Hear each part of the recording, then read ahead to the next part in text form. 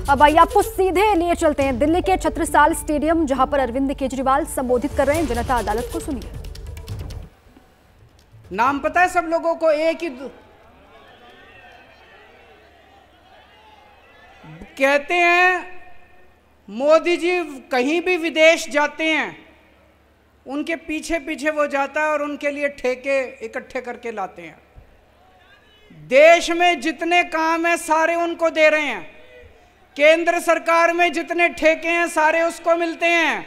कौन है?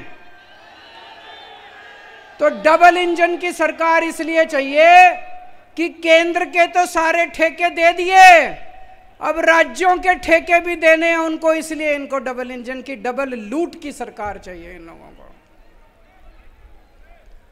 अभी आएंगे, आपके घर में आएंगे चुनाव में और कहेंगे जो जो केजरीवाल ने किया वो सारा काम हम करेंगे। अभी कह रहे हैं, ये जा रहे हैं जगह जगह, जो जो केजरीवाल ने किया सारा काम हम करेंगे। तो उनको कहना फिर तुम्हारी क्या जरूरत है, केजरीवाल है ही हमारे सारे काम करने के लिए, फिर इनकी क्या जरूरत है?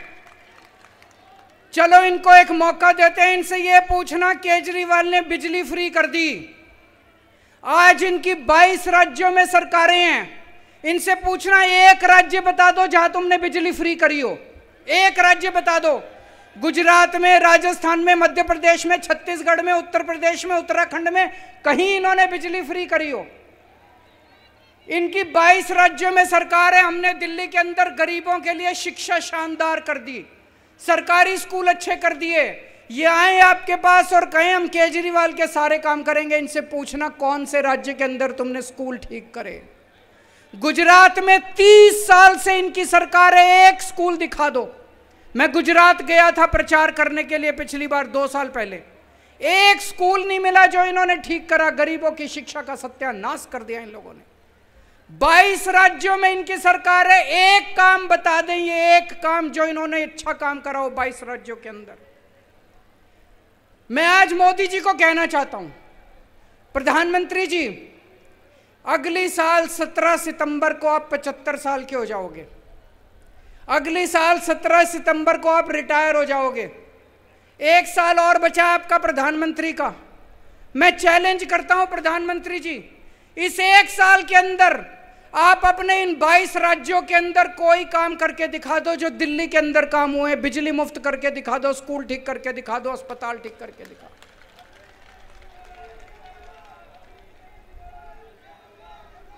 लोग ये कह रहे हैं 10 साल हो गए मोदी जी को राज करते करते, 10 साल में इन्होंने कुछ नहीं करा। जब ये रिटायर होंगे तो लोग सोचेंगे क्या करके गया, कुछ नहीं करके गया। आखिरी 1 साल में करके जाओगे तो लोग कहेंगे चलो 10 साल में कुछ नहीं किया, 11वें साल में तो कुछ करके गए। आज मैं मोदी जी को कहता हूं चलो कुछ नहीं, एक ही काम कर दो। फरवरी में दिल्ली के चुनाव हैं, फरवरी के पहले इन 22 के 22 राज्यों में बिजली मुफ्त कर दो। दिल्ली के चुनाव में मोदी जी का प्रचार करूंगा मैं। इन 22 राज्यों के अंदर आप बिजली मुफ्त करके दिखा दो, जैसे दिल्ली में हमने दिल्ली के लोगों की बिजली मुफ्त करी है। आपका प्रचार केजरीवाल करेगा दिल्ली के अंदर। आज दिल्ली में कानून व्यवस्था, दोस्तों मैं आपसे ईमानदारी से पूछना चाह रहा हूं, चारों तरफ ऐसा माहौल हो रहा है, रोज गोलियां चल रही हैं दिल्ली में, बड़े बड़े गैंगस्टरों ने अपने ठिकाने बना लिए दिल्ली के अंदर। अखबारों में तो 2-4 खबरें ही छपती हैं, गांव देहात दिल्ली का है जो उधर निकल जाओ इतना क्राइम हो गया, इतना अपराध हो गया। मैं लेके आया हूं आज खूब सारे। 4 अक्टूबर को खड्डा कॉलोनी, दक्षिण दिल्ली जैतपुर में नीमा हॉस्पिटल में एक 49 साल के डॉक्टर की हत्या कर दी गई गोली मार के। 30 सितंबर को उत्तम नगर में भारतीय जनता पार्टी के नेता रमनजीत सिंह की गाड़ी के ऊपर गोलियां चलाई गई।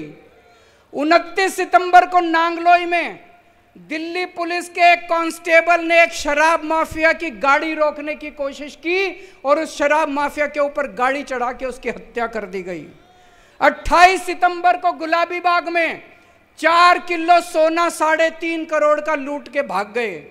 28 सितंबर को नारायण विहार में 20 राउंड गोलियां चलाई, एक गाड़ी शोरूम था गाड़ियों का, उसके ऊपर 20 राउंड गोलियां चलाई।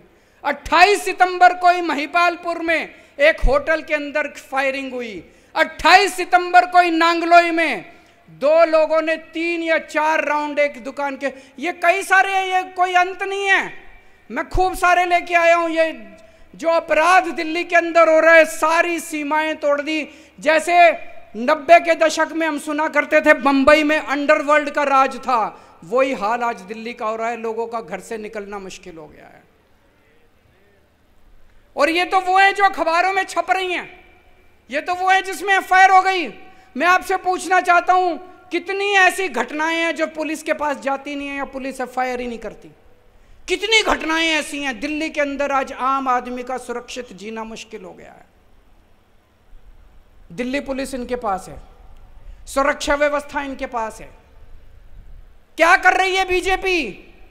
क्या कर रही थी बीजेपी जब ये फायरिंग हो रही थी? क्या कर रही है बीजेपी जब ये सारी घटनाएं हो रही हैं?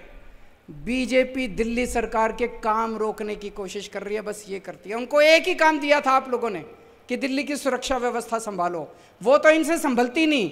जो काम इन लोगों को दिया गया वो काम तो ये करते नहीं, लेकिन वो दिल्ली सरकार के काम, वो बस मार्शल रोकने की कोशिश करते हैं। बसों के अंदर इनको क्या पता बसों में कैसे यात्रा होती है। राजनीति में आने के पहले मैं 10 साल दिल्ली की झुग्गियों में रहा था। बसों में रोज आया जाया करता था। बसों में 10 साल तक दिल्ली की बसों में मैंने भी खाक छानी है। मुझे पता है कि दिल्ली की बसों में क्या व्यवस्था होती है। एक महिला जब दिल्ली की बस में चढ़ती है, अगर उसे बैठने को सीट ना मिले तो मैं जानता हूं उसके साथ किस तरह का व्यवहार किया जाता है। इधर से कोई छेड़ता है, उधर से कोई छेड़ता है, इधर से कोई उसको तंग करता है। किस तरह से दिल्ली की बसों के अंदर जेब कतरे काम करते हैं, किस तरह से अपराध होते हैं। जब हमारी सरकार बनी, हमने दिल्ली में बस मार्शल नियुक्त किए। बस मार्शल जब से नियुक्त किए, मेरे को चारों तरफ से पता चलने लगा महिलाएं अब अपने आप को सुरक्षित महसूस कर रही हैं। अगर किसी बस के अंदर कोई मनचला, कोई गलत आदमी किसी महिला को छेड़ता था, वो जोर से शोर मचाती थी, बस मार्शल उसको तुरंत आके दबोच लेते थे और उसको पुलिस थाने ले जाते थे। कितने ऐसे मौके हैं, मेरे को पता है हमारे बस मार्शलों ने कितने अपराध रोके हैं, कितने जेब कतरे पकड़े हैं। एक बार तो एक छोटा सा बच्चा, 4 साल का बच्चा, उसको किडनैप करके ले जा रहे थे कुछ लोग। वो बच्चा बुरी तरह से रो रहा था। बस मार्शल को शक हुआ कुछ तो गड़बड़ है। वो एक स्टॉप पे उतरा, एक आदमी उस बच्चे को लेके, वो बस मार्शल उसके पीछे पीछे उतर गया और उसको रेलवे स्टेशन तक उसका पीछा किया। तब पता चला वो बच्चे को किडनैप करके ले जा रहा था। हमारे बस मार्शल ने उस किडनैपर को पकड़ के और उसको, बच्चे को, अपने माँ बाप को लौटाया। अरे तुमसे तो नहीं संभल रही दिल्ली की सुरक्षा व्यवस्था। अगर कोई दूसरा अच्छे काम कर रहा है उसको तो मत रोको यार। अगर हमने दिल्ली की बसों में सुरक्षित व्यवस्था ठीक की थी, तुम्हें यह पूरी दिल्ली के अंदर करनी चाहिए थी। तुमने बसों के अंदर भी बंद कर दी। शर्म आनी चाहिए तुम लोगों को। इन्होंने बस मार्शल 1 साल हो गया दिल्ली के अंदर बंद किए हुए। 3-4 बार तो मैं दिल्ली के एलजी के पास होके आया। मैंने दिल्ली के एलजी के पैर पकड़े, मैंने कहा ये बस मार्शल बंद मत करो। एक तरफ इन्होंने दिल्ली में बसों के अंदर महिलाओं को सुरक्षित कर दिया, यात्रियों को सुरक्षित कर दिया। दूसरी तरफ ये बस मार्शल कौन है? ये गरीब बच्चे हैं बेचारे। 15-15 हजार रुपए मिलते हैं इनको महीने के। अरे 15 हजार रुपए में आजकल कौन नौकरी करता है? गरीब आदमी तो नौकरी करता है। कोई इनका बीजेपी के नेताओं का बच्चा तो नौकरी नहीं करता बस मार्शल की, गरीब आदमी तो नौकरी करता है। जनता की अदालत से बीजेपी और प्रधानमंत्री मोदी पर बरसते हुए अरविंद केजरीवाल को आपने सुना अलग अलग मुद्दों को लेकर।